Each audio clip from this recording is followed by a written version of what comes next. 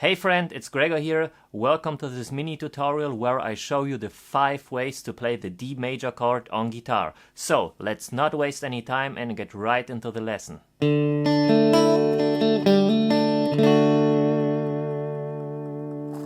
The first shape for the D major chord is this one here.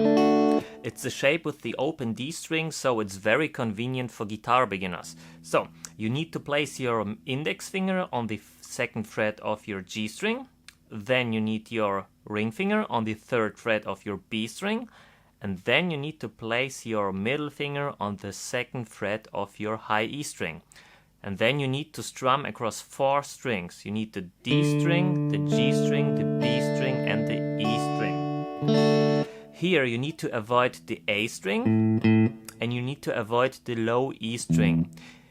If you are playing an electric guitar or an acoustic steel string guitar, then you can put your thumb around the neck like this here, and you can touch both strings here with your thumb.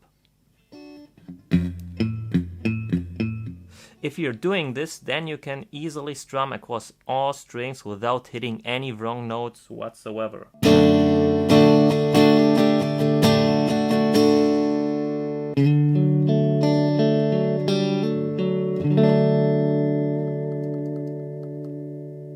The next shape for the D major chord is probably not so convenient for guitar beginners because you got the long stretch between your pinky finger and your index finger here. So, you need to place your pinky finger on the 5th fret of your A string, then you need your ring finger on the 4th fret of your D string, then you need your index finger on the 2nd fret of your G string, and then you need your middle finger on the 3rd fret of your B string. Here you need to mute the low E string by touching it with your thumb, and you need to mute the high E string by touching it with your index finger. So you are fretting the 2nd fret of your G string with your index finger, and simultaneously you try to touch the high E string with your index finger as well. So, if it's done correctly, then you can strum across all strings without hitting any wrong notes as well. The next shape for the D major chord is the typical bar chord shape with the root note on the A string. So, here is your D, it's your root note, and as you can see, it's a bar chord, so you need a bar from the high E string to the A string. And then you need your pinky finger on the 7th fret of your B string. Then you need your ring finger on the 7th fret of your G string, and then you need your middle finger on the 7th fret of your D string. Make sure to mute the low E string by slightly touching it with your index finger. And then you got your D major here. So, alternatively, you can use this shape here. This shape is more convenient on electric guitars and probably on acoustic guitars as well.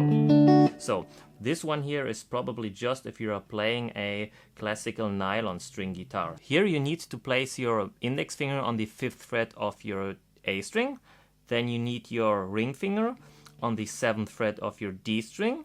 And then you need your ring finger on the 7th fret of your G string, and you need your ring finger on the 7th fret on your B string. So you are fretting 3 strings at once with your ring finger. So it's a little bar.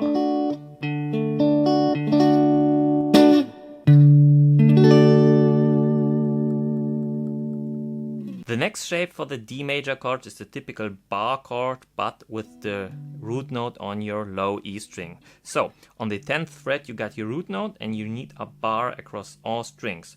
So, then you need your middle finger on the 11th fret of your G string.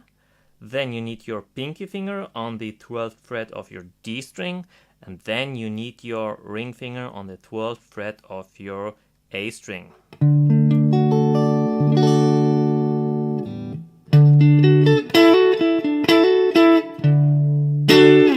The last shape is a little weird because you need your thumb to fret a note. So, you need to fret the 10th fret on your low E string with your thumb.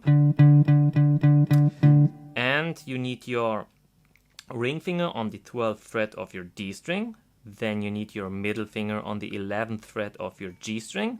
and then you need your index finger on the 10th fret of your B string. Make sure to mute the A string. It's muted with your thumb, so while fretting the 10th fret on your low E string, you are muting the A string with your thumb as well. And then you need to make sure to mute the high E string. You are muting the high E string with your index finger by slightly touching it while fretting the 10th fret of your B string here. Well done! Thank you so much for staying till the end. I appreciate your time here. I hope that this lesson was helpful to you, and if so, then please hit the like button, consider to hit the subscribe button, and please, if you got any questions, then post them in the comments down below, and see you in the next video. Until then, stay tuned.